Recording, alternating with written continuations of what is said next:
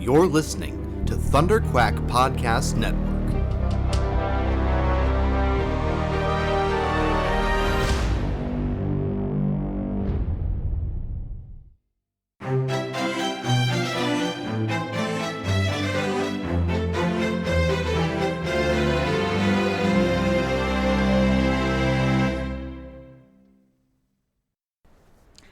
Hello, and welcome back to the ThunderQuack Podcast for this special edition continuation that I like to call Amanda Makes Use of Her Theater Degree and Finds Ways to Otherwise Occupy Herself. I think that's what I called the first part of this special foray into the reading of Frankenstein. If it's not, that's what the second part is called. So I am your host, Amanda Conkin, and welcome back to the continuation of the novel Frankenstein, or The Modern Prometheus, by Mary Shelley. So if you joined for the first bit of this, I went through the preface and the first few letters that open the novel and then talked a little bit about them. And then in this particular part of the special series, I will go through the first and second chapters of the first part. So there's 3 parts to Frankenstein, not including that preface in the letters. So this is the first 2 chapters of part 1, and some interesting discoveries. So as you go through, again, bear with me. I apologize if there's a little bit of mispronunciation. I try to do my best as I cold read through this. My first time reading through Frankenstein, so I am discovering it along with anybody who is listening. And after each chapter, I'm going into a little bit of a discussion as to what my immediate thoughts were, or if there was any additional information or some clarifications that I might want to come through. And in this, I will say, because I have just finished recording the first 2 chapters and my reflections on them, some really interesting and profound things are coming out of this. Science fiction is one of my favorite genres for very important reasons. It reflects upon your current life. It reflects society around you in ways that are sort of interesting, unique, and somewhat displaced, so that you can look at them critically. I think I've talked about that many times on the podcast before, and there were some really interesting revelations about the current state of the world that I actually found in going through this novel that were unexpected and pleasant. And I was surprised at first, but then upon thinking it a little bit further, I went, of course that happened. That is why I love this kind of literature. It takes all time and place and circumstance and finds a way to relate to your own personal experiences, or to the state of the world, or to find ways that you can reflect upon what is happening in the book and what might have been, or what is in your own life. So kind of interesting. And again, I'm quite enjoying this. So I hope if you carry on, if you continue to listen, that you will enjoy it with me as we go through and explore Frankenstein, or The Modern Prometheus, by Mary Shelley. Frankenstein, or The Modern Prometheus, Chapter 1. I am by birth a Genevese, and my family is one of the most distinguished of that republic. My ancestors had been for many years counselors and syndics, and my father had filled several public situations with honor and reputation. He was respected by all who knew him for his integrity and indefatigable attention to public business. He passed his younger days perpetually occupied by the affairs of his country, and it was not until the decline of life that he thought of marrying and bestowing on the state sons who might carry his virtues and his name down to posterity.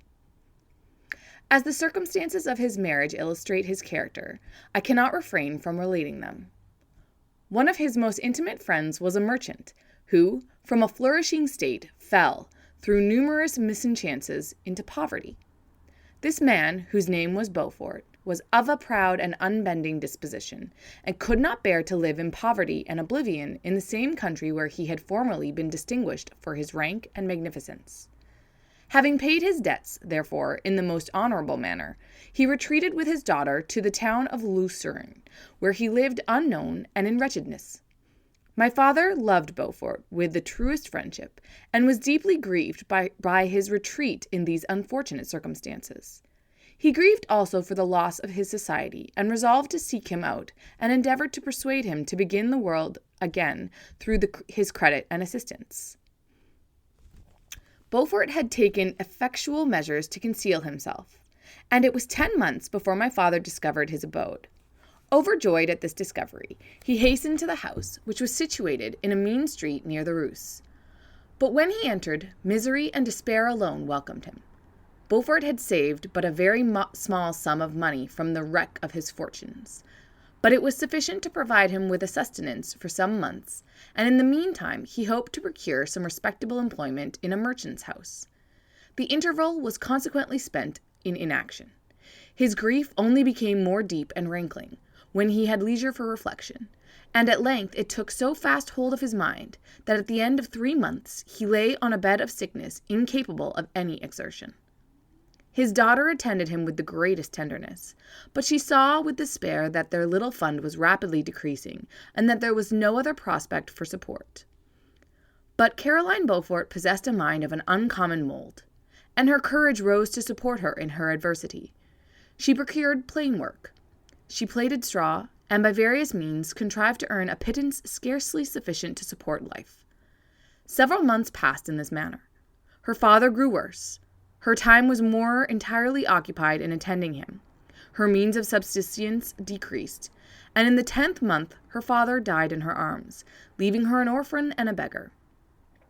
This last blow overcame her, and she knelt by Beaufort's coffin, weeping bitterly, when my father entered the chamber. He came like a protecting spirit to the poor girl, who committed herself to his care, and after the interment of his friend, he conducted her to Geneva, and placed her under the protection of a relation. 2 years after this event, Caroline became his wife. When my father became a husband and a parent, he found his time so occupied by the duties of his new situation that he relinquished many of his public employments, and devoted himself to the education of his children.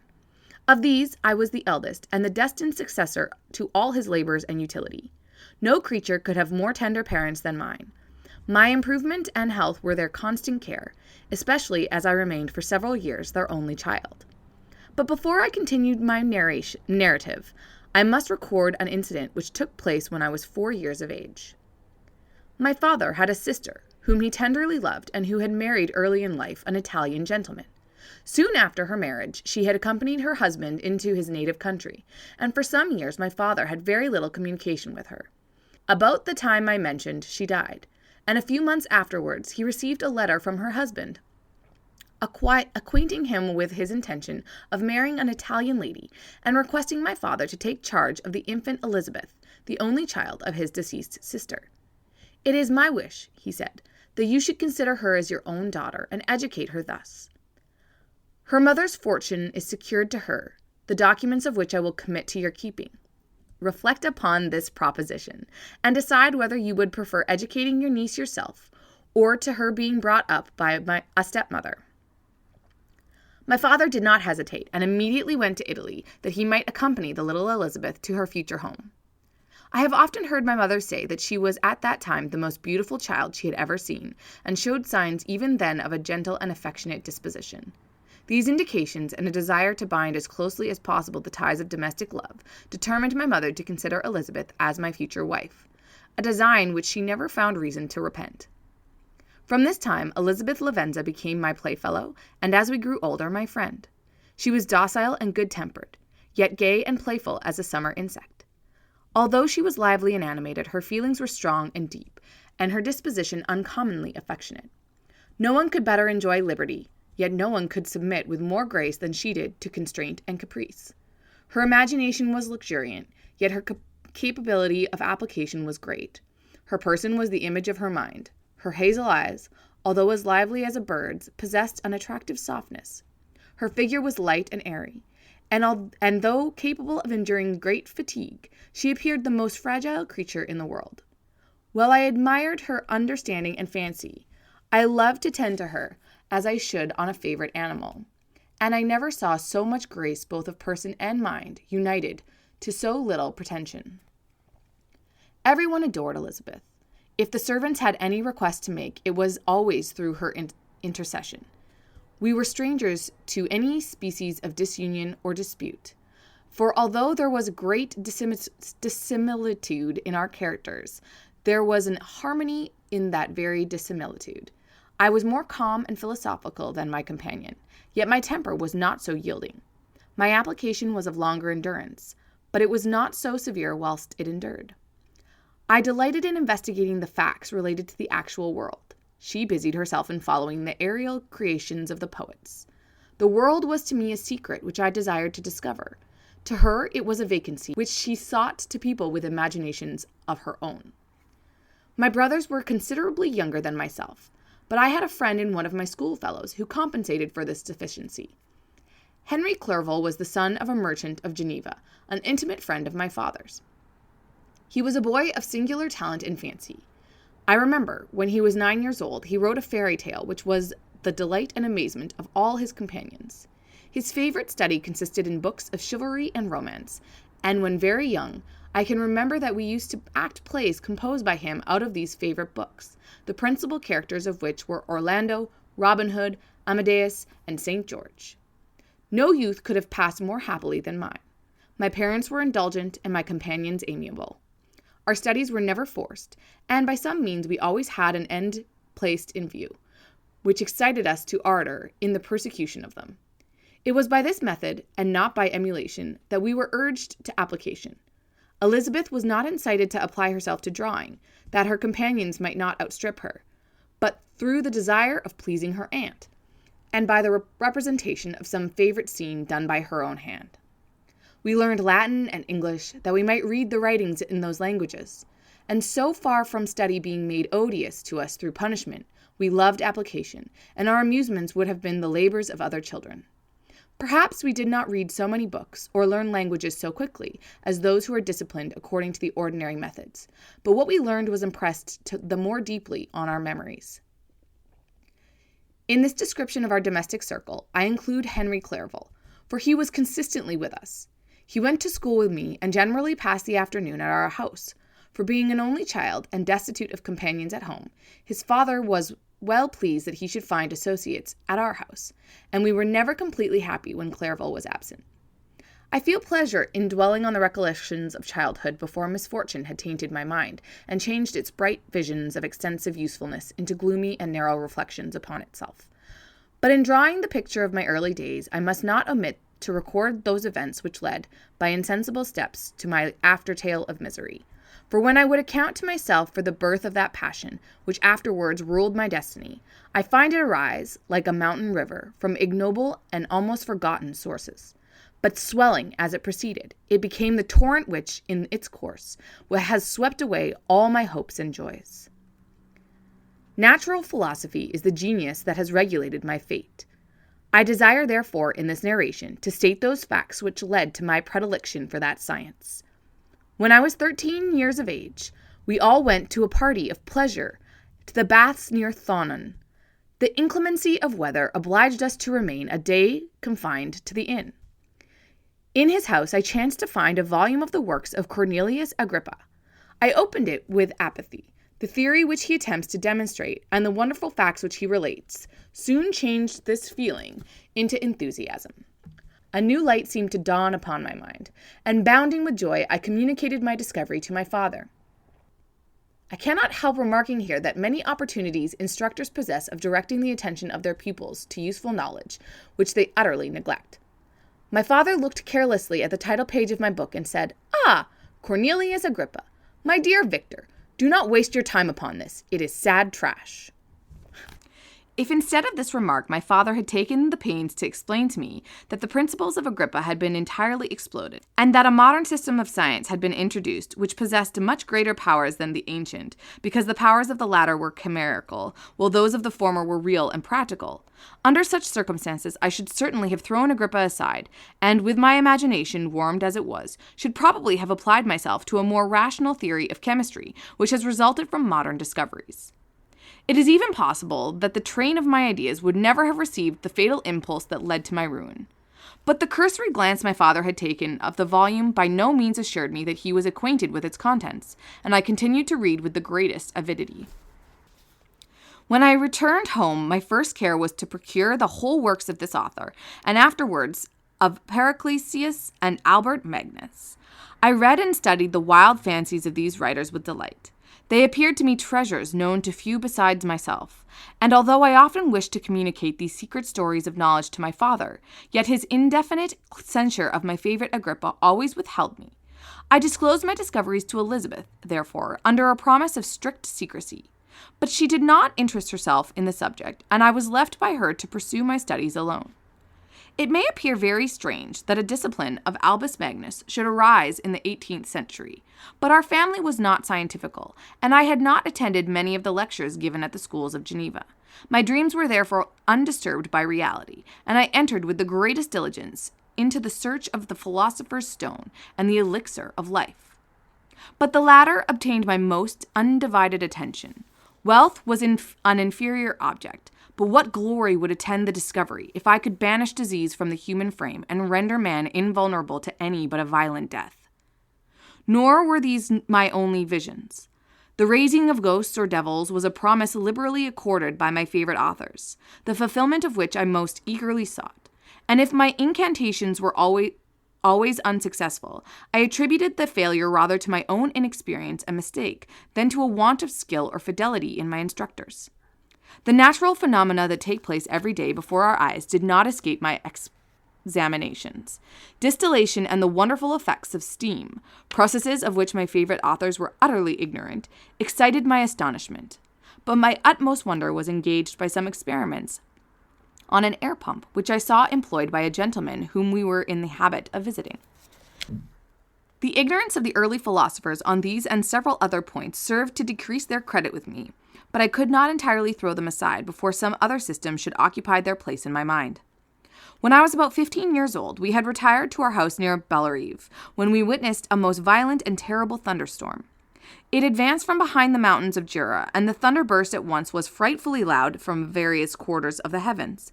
I remained while the storm lasted, watching its progress with curiosity and delight. As I stood at the door, on a sudden I beheld a stream of fire issue from an old and beautiful oak, which stood about 20 yards from our house. And so soon as the dazzling light vanished, the oak had disappeared, and nothing remained but a blasted stump. When we visited the next morning, we found the tree shattered in a singular manner. It was not splinted by the shock, but entirely reduced to thin ribbons of wood. I never beheld anything so utterly destroyed. The catastrophe of this tree excited my extreme astonishment, and I eagerly inquired of my father the nature and origin of thunder and lightning. He replied, electricity, describing at the same time the various effects of that power. He constructed a small electrical machine and exhibited a few experiments.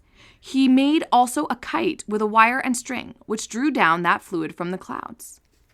This last stroke completed the overthrow of Cornelius Agrippa, Albert Magnus, and Pericles, who had so long reigned the lords of my imagination.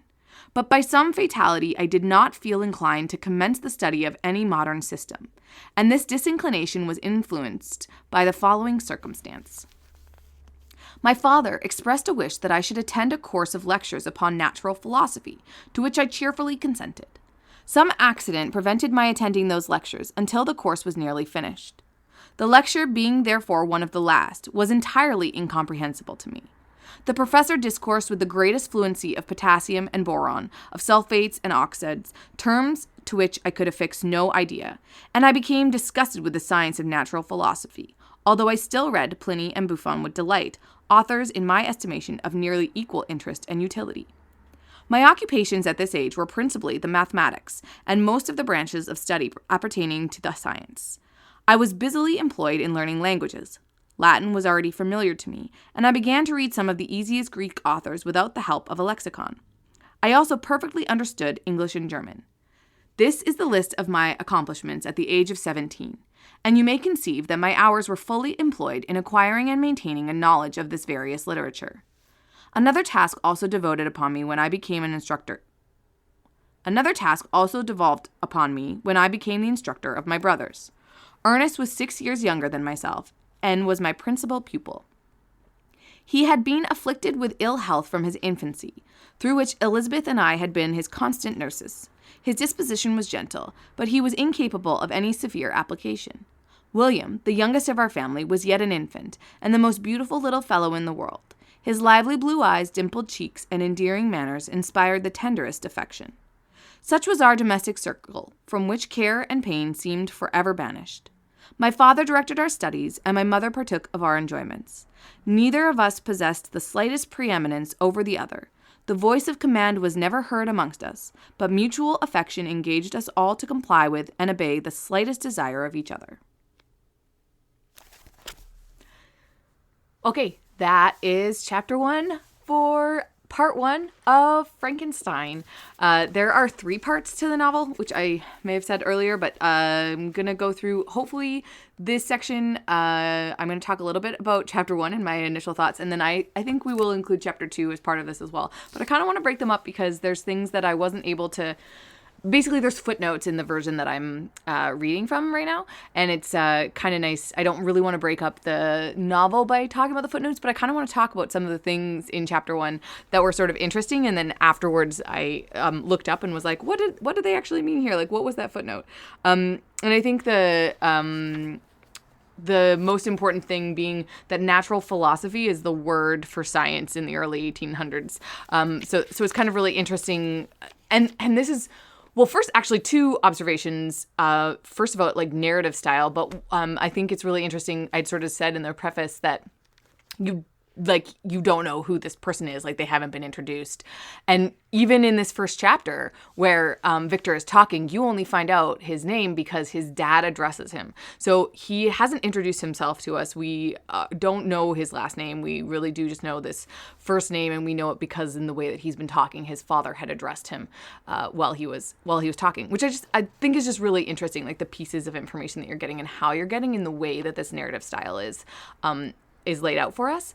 And the really interesting thing, and again, from the preface, talking about we know what's going to happen. And I really wonder if people reading it at the time, they really don't know what's going to happen. Like, what is it that's going to come up? Because he consistently refers to and talks about his own misery and how he's brought down, and he's laying this groundwork for us of where this came from, and his predilection for science, and that had he been steered differently as a child, it may not have turned out that way. I kind of like this anticipation of what it is, like what's coming. What is it that he did? What is it that's changed his fate, and how did we? It just sort of is this like weird. Anticipatory suspense, and it's so beautifully done because it is through this introspection of this main character, who I'm quite enjoying. Like, I like this idea of getting to know getting to know Victor, and getting to know his history and his parents and his background, and I'm curious how that'll come into play because again, it's not something that I'm intimately familiar with in the course of the works. Now, I do have to say, apologies that I did not necessarily pronounce the names and some of the terms as well as I probably should have.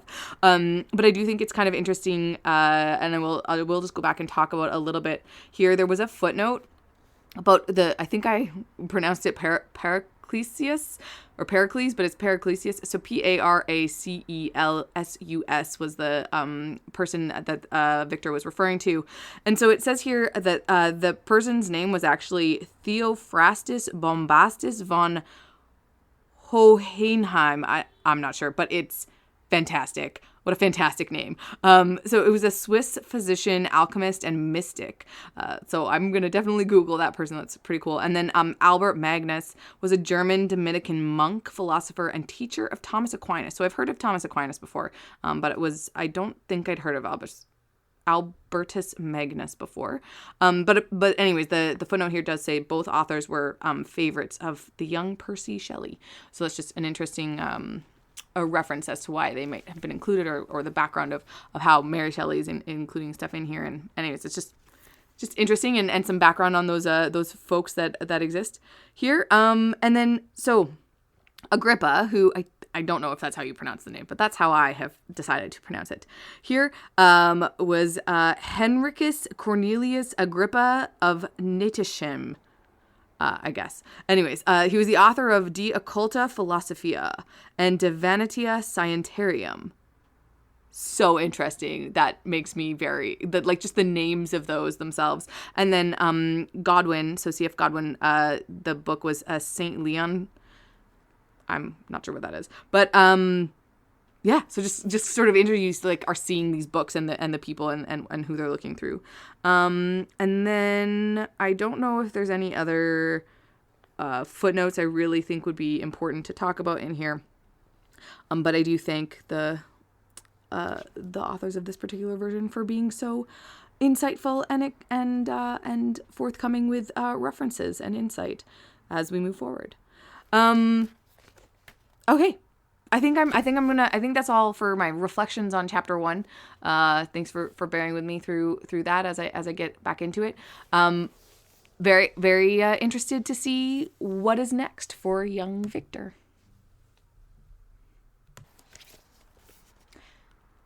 Frankenstein, Part 1, Chapter 2.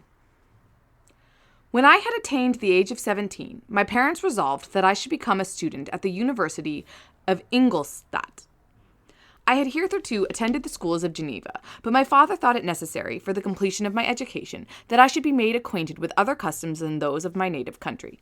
My departure was therefore fixed at an early date, but before the day resolved upon could arrive, the first misfortune of my life occurred, an omen, as it were, of my future misery.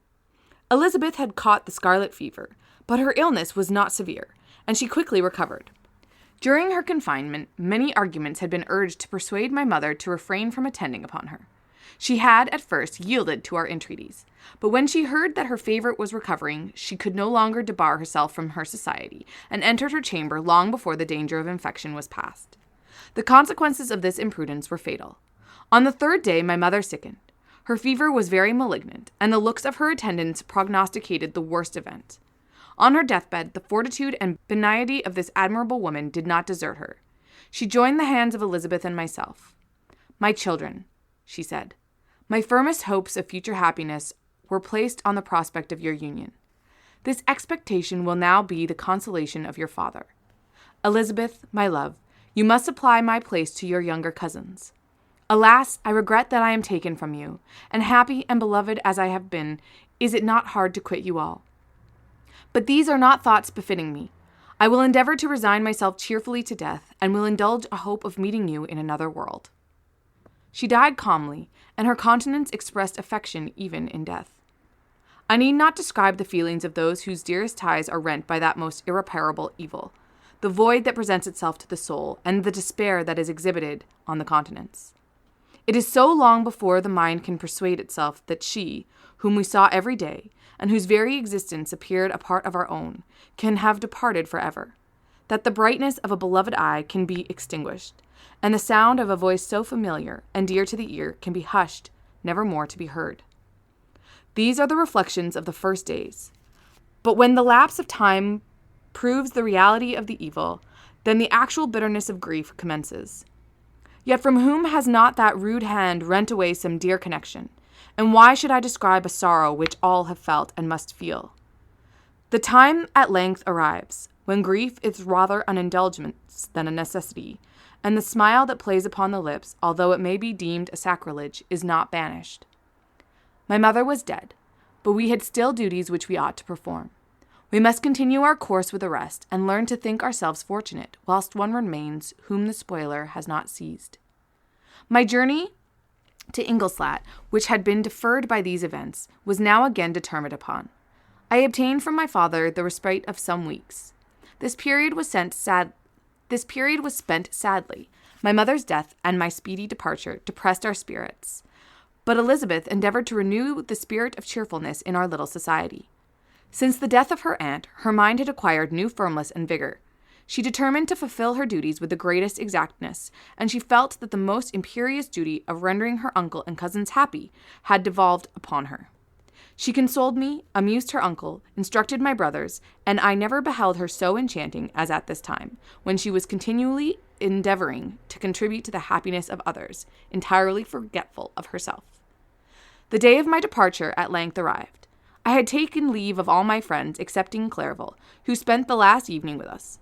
He bitterly lamented that he was unable to accompany me, but his father could not be persuaded to part with him, intending that he should become a partner with him in business, in compliance with his favorite theory, that learning was superfluous in the commerce of ordinary life. Henry had a refined mind. He had no desire to be idle, and was well pleased to become his father's partner, but he believed that a man might be a very good trader, and yet possess a cultivated understanding. We sat late listening to his complaints, and making many little arrangements for the future. The next morning, early I departed. Tears gushed from the eyes of Elizabeth. They proceeded partly from sorrow at my departure, and partly because she reflected that the same journey was to have taken place 3 months before, when a mother's blessing would have accompanied me. I threw myself into the chaise that was to convey me away, and indulged in the most melancholy reflections. I, who had ever been surrounded by amiable companions, continually engaged in endeavoring to bestow mutual pleasure, I was now alone. In the university whither I was going, I must form my own friends and be my own protector. My life had hitherto been remarkably secluded and domestic, and this has given me invincible repugnance to new countenances. I loved my brothers, Elizabeth and Clerval. Those were old, familiar faces. But I believed myself totally unfitted for the company of strangers. Such were my reflections as I commenced my journey, but as I proceeded, my spirits and hopes rose. I ardently desired the acquisition of knowledge. I had often, when at home, thought it hard to remain during my youth cooped up in one place, and had longed to enter the world and take my station among other human beings. Now my desires were complied with, and it would indeed have been folly to repent. I had sufficient leisure for these and many other reflections during my journey to Ingolstadt, which was long and fatiguing. At length the high white steeple of the town met my eyes. I alighted and was conducted to my solitary apartment to spend the evening as I pleased. The next morning I delivered my letters of introduction, and paid a visit to some of the principal professors, and among others to M. Krempt, professor of natural philosophy. He received me with politeness, and asked me several questions concerning my progress in the different branches of science appertaining to natural philosophy. I mentioned, it is true, with fear and trembling, the only authors I had ever read upon those subjects. The professor stared. "Have you," he said, "really spent your time in studying such nonsense?" I replied in the affirmative. "Every minute," continued M. Krempt with warmth, "every instant that you have wasted on those books is utterly and entirely lost.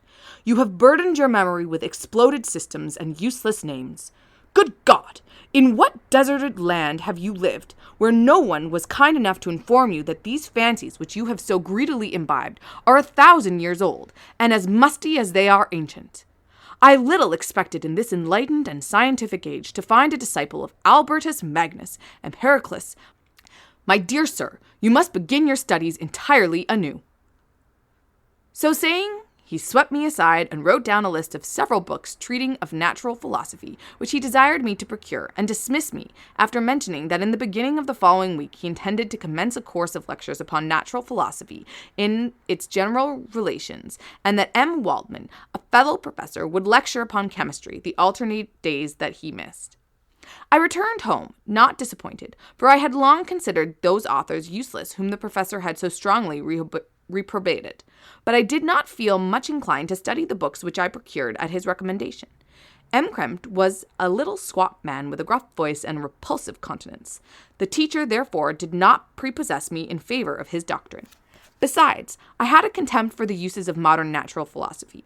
It was very different when the masters of the science sought immortality and power. Such views, although futile, were grand. But now the scene was changed. The ambition of the inquirer seemed to limit itself to the annihilation of those visions on which my interest in science was chiefly founded. I was required to exchange chimeras of boundless grandeur for realities of little worth.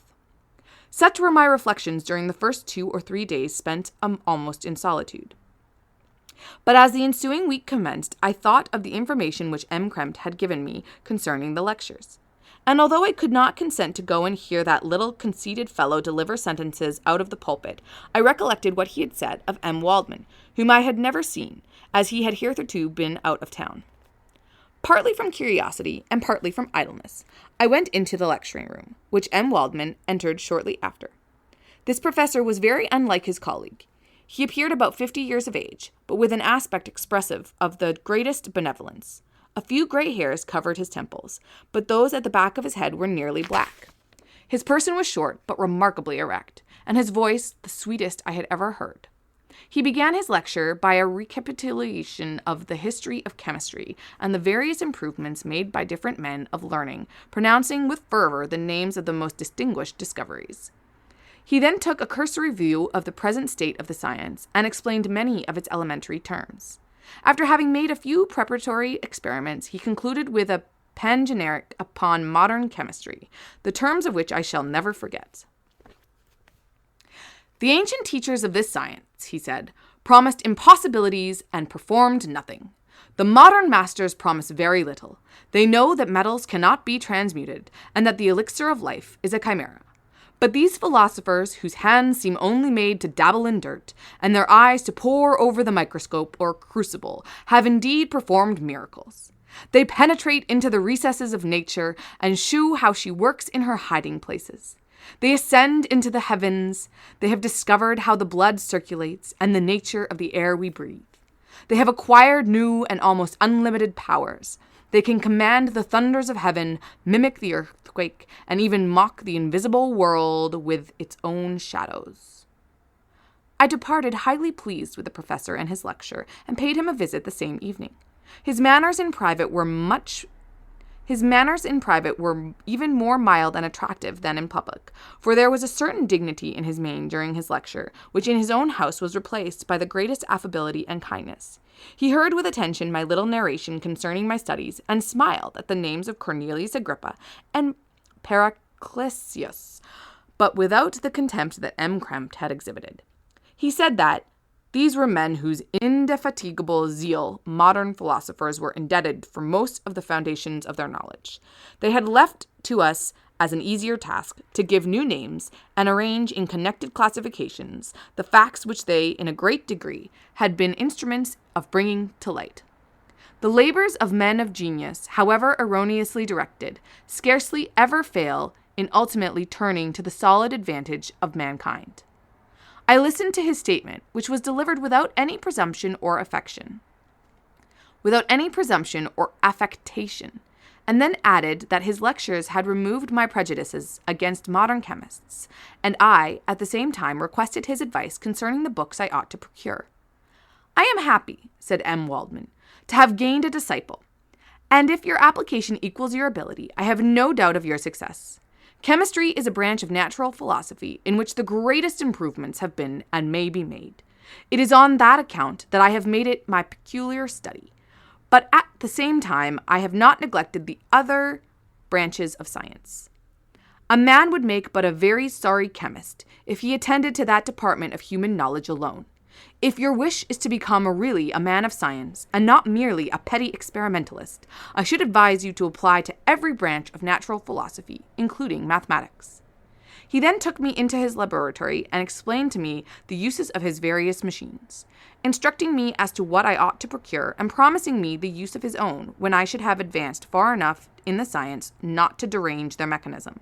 He also gave me the list of books which I had requested, and I took my leave. Thus ended a day memorable to me. It decided my future destiny. What a second chapter! Holy. Okay, so that's the end of chapter 2 of Frankenstein.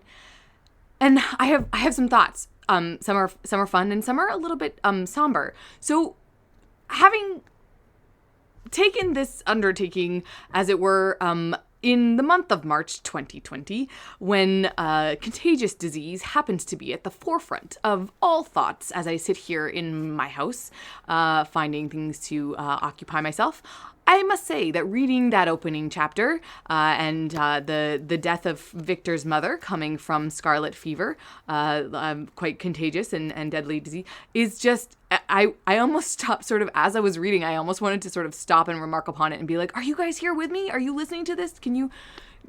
But it's just the beginning of the 18th century, and they were dealing with similar things and similar prospects and people just wanting to be around each other and not taking their own health into consideration. Anyways, it's very interesting and topical. I find myself reflecting on this novel from the 1800s to my present day life. And I just have to say that that is an interesting and wholly unexpected occurrence. So I just thought that was worth noting. And now that that is noted, I will move on to discuss some other things from chapter 2 that I think are kind of interesting. I will say one of the most interesting things for me on this book is I have a version. So like I say, I think I called them authors before, but it's obviously Mary Shelley being the author. But this is an edition that is edited, so it has editors. And so the editors of this edition, having given certain footnotes previously, there weren't as many footnotes in this second version, but it's a book that I don't know where I got from. I got it. It says used on the side. Oh, you know what? I'm pretty sure I got this from the UBC bookstore. Maybe I was supposed to have read it as part of a school course. Well, anyway, suffice to say, I did not. But it's a used book. So the interesting part is that there's actually some annotations in here, and I think this is the only chapter in which this is like I see pencil marks. Like I'm sort of skimming through the rest of the books and I can't see any other pencil marks. But the person who had this book before me, or one of the people that had it before me, has taken the opportunity to underline some sentences in this second chapter, which I find interesting. And particularly, it's in the part where we've got, who is it? I think that he, the professor that he liked, not the one that he had contempt for. So the Walton or Walters. See, I'm terrible. I just read it. Waldman. So when Waldman is talking to him about chemistry and what he's finding, so that sentence, the labors of men of genius, however erroneously directed, scarcely ever fail in ultimately turning to the solid advantage of mankind. And what is really interesting here is that the person has put on the side, they said, AKA Hitler / not. And I think that that's just this idea of how people manipulate science and manipulate fact to serve their own purposes. And I find that the reason I want to point it out is because it's such a poignant or visceral observation in a book that, again, otherwise is actually, looking through here, I think maybe they underlined a couple things in chapter 3 as well, but otherwise the book is pretty untarnished with any pencil marks. So I just find that really interesting when we're here getting into the higher education of Victor and the people that he's exposed to and who are talking to him and talking about this perverse use of science and how people can do things quite terribly.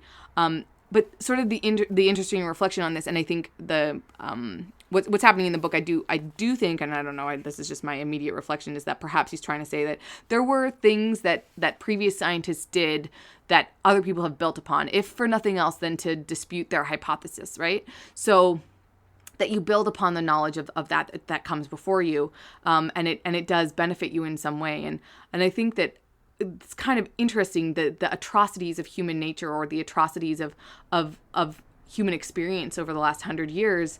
We had some of the greatest advancements in the world because people were dealing with the terrors of war, and how you adapt and how you acclimatize and how you build upon things, if for no other reason but to dispute the previous injustices and to find new ways forward and ways to come together. Which, unfortunately, now I circle back around to what I started with at this particular point in history that I am recording and talking about this, that we are on the precipice of another great turn, and how we use science and technology to move forward as a species, I think, is so important. And that there are those who would pervert it and who would look to manipulate it for their own means and or even through their own ignorance, and which I think is one of the things that what Victor is talking about here is such an interesting way to examine things. Like, you look at Victor saying he had the opportunity to look at all these other books, but for some reason or another, because of some charismatic person or some lack of charisma in another way, hindered his regard for or desire to better himself and to look for knowledge in other places. And I just think that is such an important and relevant and beautiful discovery that I am having right now in this book, and that I hope that you are perhaps seeing alongside with me, if perhaps it's not hitting you in quite the same way. I am perhaps a tad emotional. But what a beautiful chapter. I do just want to say, I apologize. There are always I mean, again, I'm cold reading, so thank you for bearing with me as I'm pronouncing and going through as I can. But one thing that I do think I lost a little bit of the beauty of this line, and I want to say it again because so when Krempf is talking to Victor, and he says here, he goes, "Good God, in what desert land have you lived, where no one was kind enough to inform you of that these fancies which you have so greedily imbibed are 1,000 years old and as musty as they are ancient?" So I think I had said deserted land, and I think desert land is sort of a little bit more of a beautiful image than it is for deserted, because desert land it has this sort of like different connotation. And I mean, I know they're similar, but I did want to correct myself in going through that, as I had not had time to while I was just skimming through the page. So I apologize. There might be one or two places where I'll say one or two things a little bit outside of the sense, but I think you're hopefully getting the overall tone and feeling and content of the novel in the same way that I am, and hopefully enjoying it along with me. So once again, thank you for listening. A very interesting and substantial first 2 chapters of this book, and making me very excited to move forward. And I will say, one of the things that I'm kind of very pleased about right now is, even in my solitude, feeling like I'm connecting with someone else by being able to say these words aloud and share them with others is kind of interesting, and makes me reflect upon my own circumstances. So thank you for listening again. And if you want to get a hold of me or let me know what you thought of the podcast, please feel free to contact me on social media. So you can reach me on Twitter at akonkin, AKONKIN. You can add an 86 to that for Instagram. If you at me on Twitter, I usually will read that because I don't get a lot of ads. So, you can feel free to just poke me there, or you can also email us. I did actually figure out what the email address is. I don't know if it's really the one that we share that often, but you can just straight up send an email to the ThunderQuack Podcast at thunderquacknetwork@gmail.com. So that is the direct email address for more involved comments that you might want to make about the episode or about these chapters. Okay. Anyways, thanks again for listening, and I will talk to you next time.